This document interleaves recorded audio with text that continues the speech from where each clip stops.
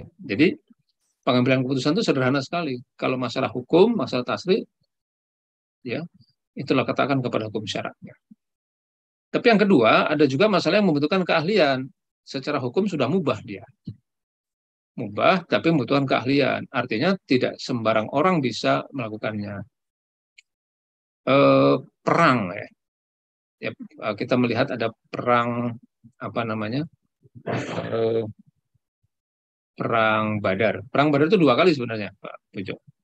Nah, perang Badar yang sering kita sebut-sebut itu perang Badar yang kedua.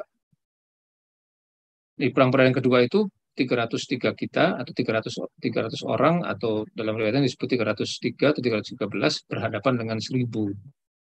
Tapi ini pasukan yang paling dahsyat ini karena kita hanya dipersenjatai kalau tidak salah cuma kuda yang tidak seberapa, unta juga tidak seberapa, kemudian pemanah juga tidak seberapa.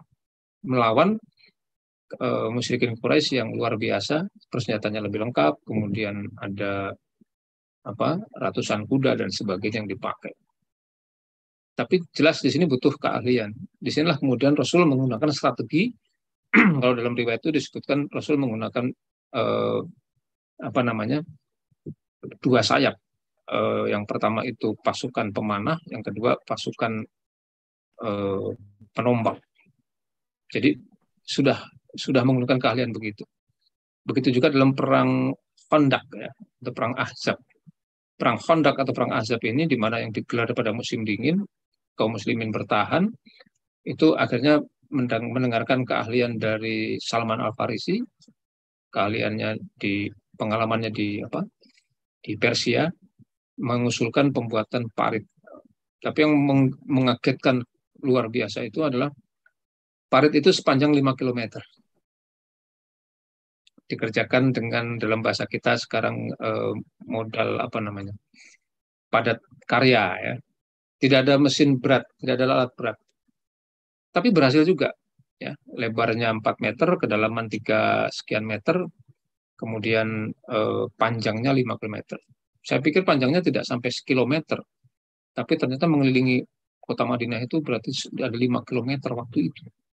Dan itu membutuhkan keahlian. Tidak mungkin mengambil keputusan tanpa keahlian. Nah, yang ketiga itu masalah yang tidak membutuhkan keahlian dan dapat dimengerti oleh pihak. Nah, ini basis hukumnya mubah. Contohnya apa? Ronda, Pak Pujo. Nah, kalau kita mau ronda, bapak-bapak tanya, siapa yang giliran nih?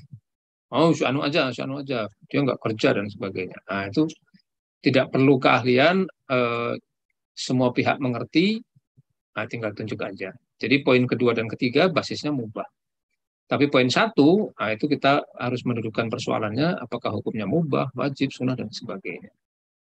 Nah, kalau kita punya worldview Islam, maka 1, 2, 3 selesai nih. Kemarin ada pertanyaan yang masih ingat nggak, Mas Pujo? Bagaimana kalau terjadi perbedaan pendapat?